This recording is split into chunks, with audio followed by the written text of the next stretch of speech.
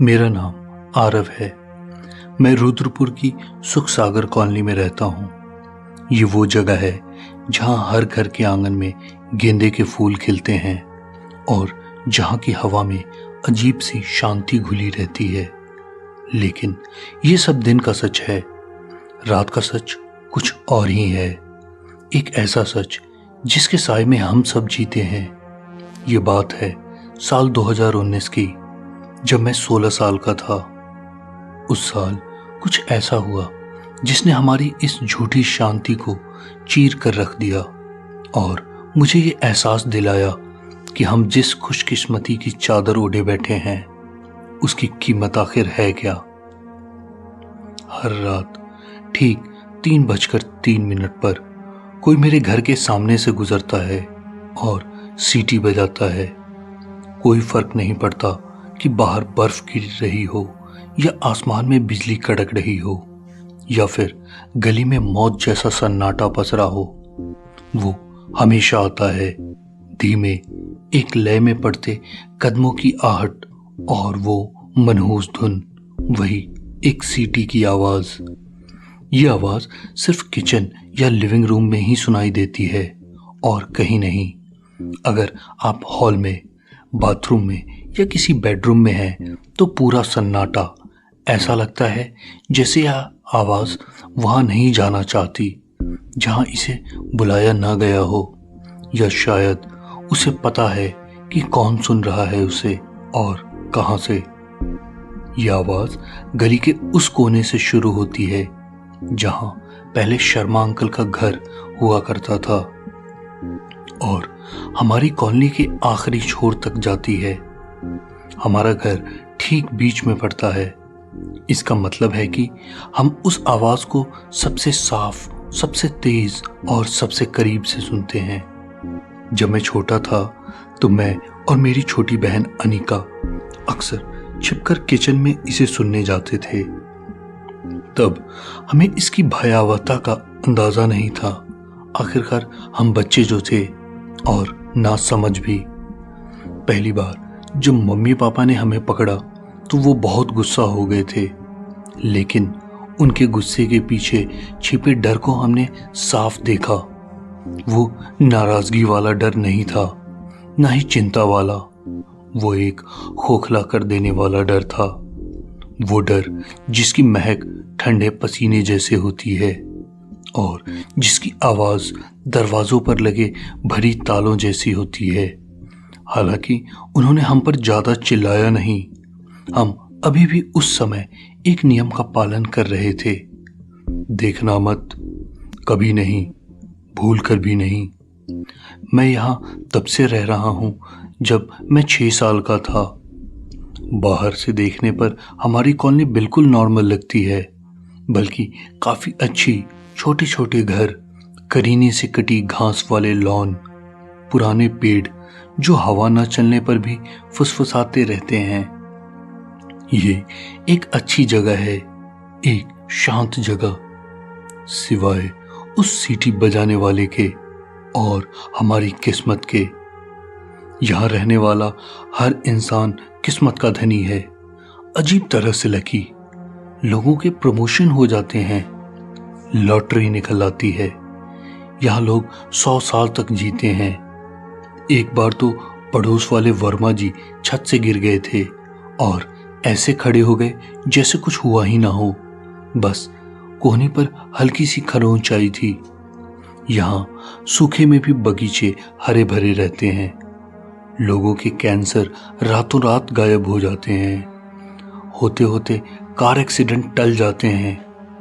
हर कोई मुस्कुराता है यहाँ पर, हर कोई सेहतमंद है। यहाँ सब कुछ बस ठीक हो जाता है एक रहस्यमय तरीके से कम जब तक आप एक नियम का पालन करते हैं। वही नियम, खिड़कियों के पर्दे मत खोलो, दरारों से मत झांको, अपना चेहरा शीशे से लगाकर यह देखने की कोशिश मत करो कि बाहर आखिर सीटी बजा कौन रहा है। उसे देखने की कोशिश कभी मत करना। बस यही एक नियम है जिसका हम सबको पालन करना होता है। तो तब तक सब कुछ ठीक रहता है, लेकिन अगर किसी ने इस नियम को तोड़ने की कोशिश की तो फिर उसके साथ बदतर से बदतर होता है। मेरे पापा इस बात को बहुत गंभीरता से लेते हैं। वो कुमाऊं के एक छोटे से गांव से हैं।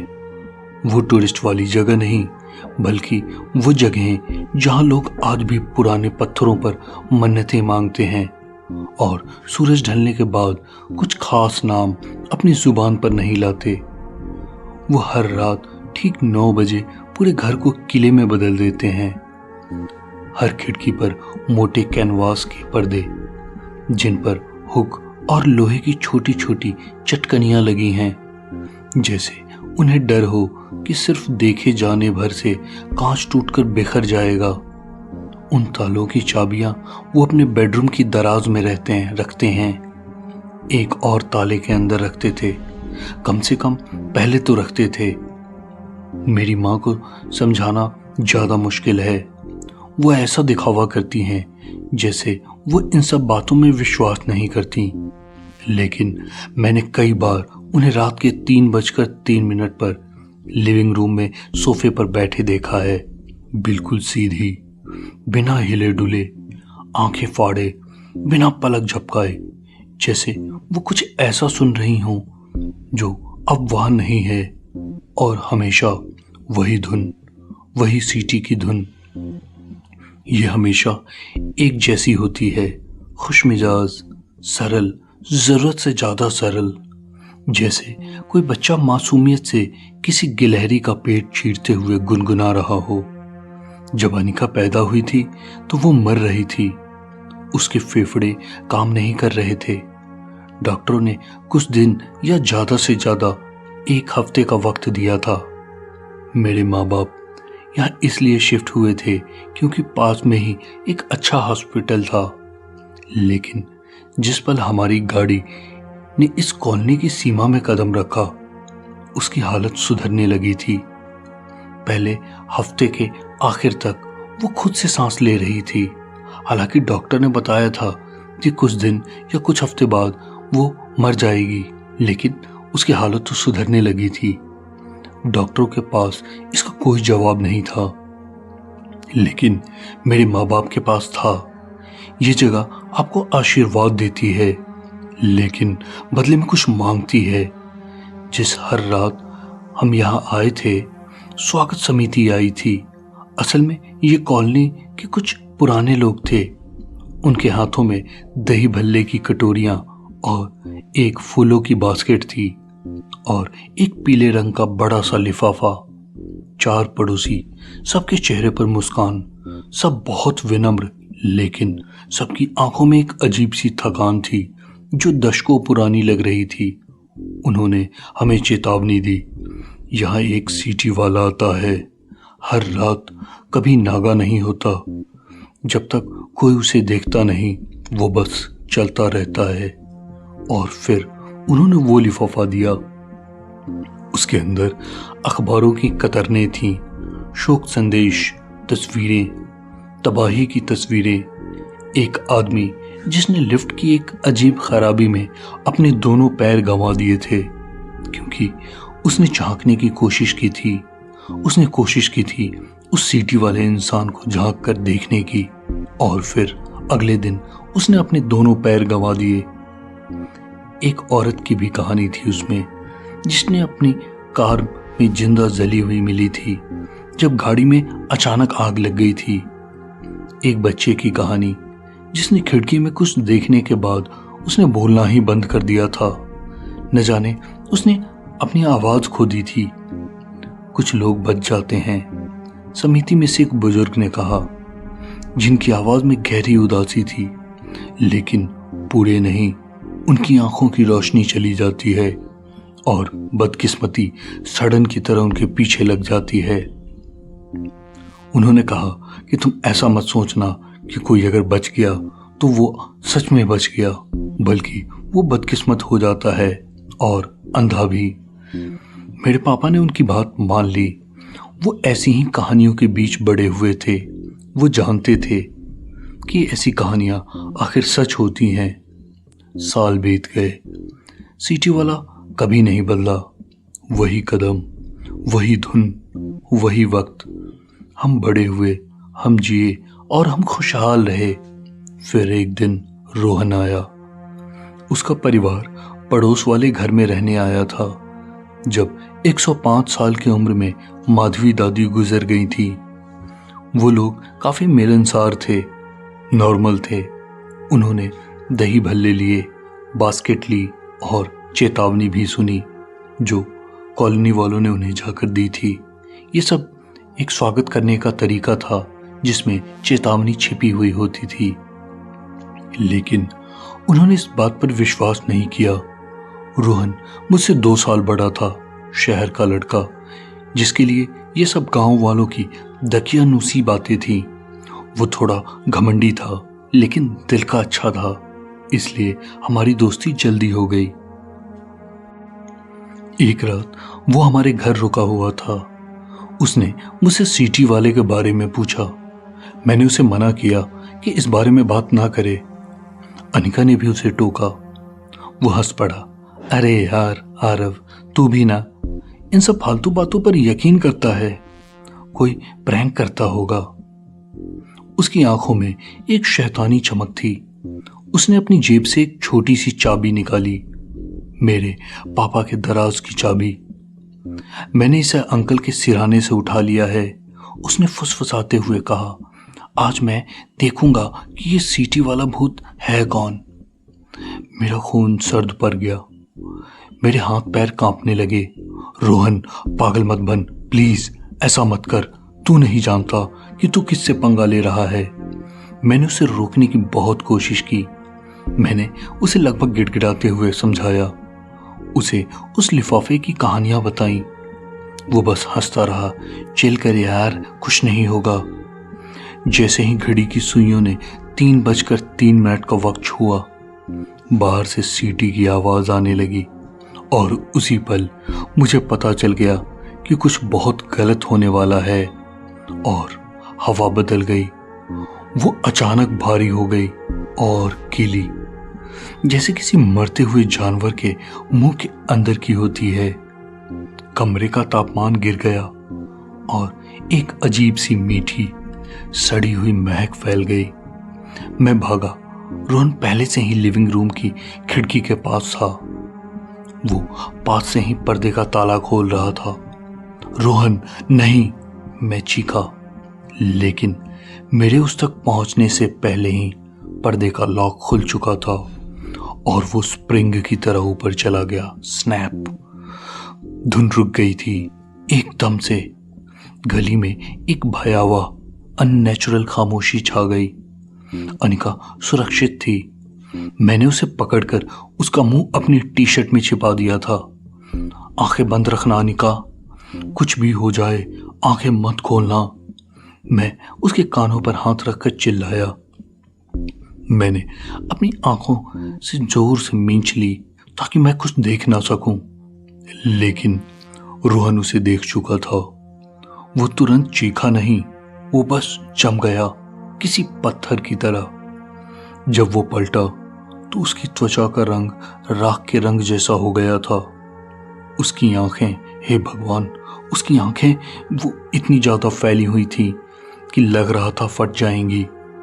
उसके चेहरे पर ऐसा खौफ था जो किसी इंसान के चेहरे पर नहीं होना चाहिए। उसने डर के मारे अपनी पैंट में ही पेशाब कर दिया और अपना निचला होंठ इतनी जोर से काटा कि खून बहने लगा। फिर उसकी चीख निकली। वो ऐसी चीख नहीं थी जो गले से निकलती है। वो ऐसी आवाज थी जैसे कोई चीज उसके फेफड़ों के अंदर गहराई में जाकर फंस गई हो। एक जानवर की तरह दर्दनाक, टूटी हुई चीख। उसकी चीख सुनकर मेरे मम्मी पापा दौड़कर कमरे में आए। पापा ने सबसे पहले यही पूछा, तुम में से किसी और ने तो नहीं देखा? उनकी आवाज कांप रही थी। मैंने लगभग रोते हुए कहा, नहीं। और उनके चेहरे पर जो राहत आई वो इतनी गहरी थी कि उसने मुझे अंदर तक तोड़ दिया। फिर दरवाजे पर दस्तक शुरू हुई, पहले हल्की, टक टक टक, फिर जोर से, फिर हर जगह से, दीवारों पर, खिड़कियों पर, फर्श पर, छतों पर टक टक टक की आवाज आई, जैसे कोई 100 हाथों से हमारे घर को पीट रहा हो। पुलिस! दरवाजे के बाहर से एक आवाज आई, लेकिन वो मेरी माँ की आवाज थी, सपाट, गूंजती हुई, बार बार दोहराती हुई, पुलिस! पुलिस को बुलाओ, पुलिस! वो आवाज रुक ही नहीं रही थी।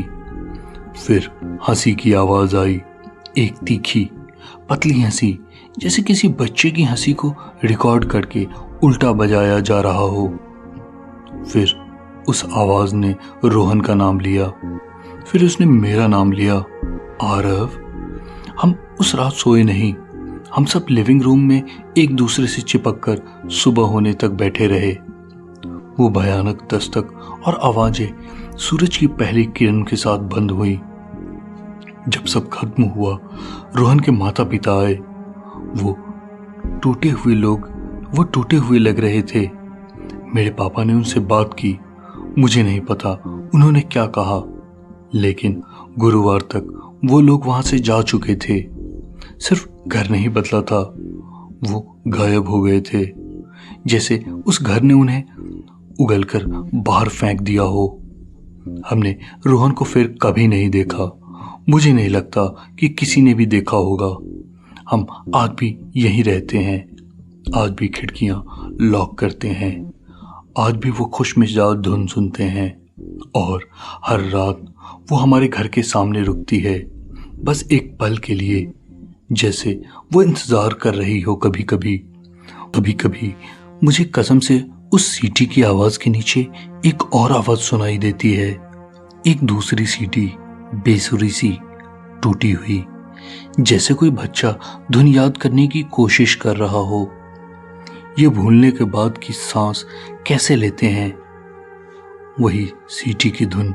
और मैं भगवान से प्रार्थना करता हूं कि अनिका कभी न देखे उस इंसान को या फिर उस भूत को, क्योंकि अगर उसने देखा तो मैं भी देखूंगा, और मुझे पता है वो मेरा इंतजार कर रहा होगा। ओके दोस्तों, ये थी आज की कहानी। तो बताएं कि आपको ये कहानी कैसी लगी।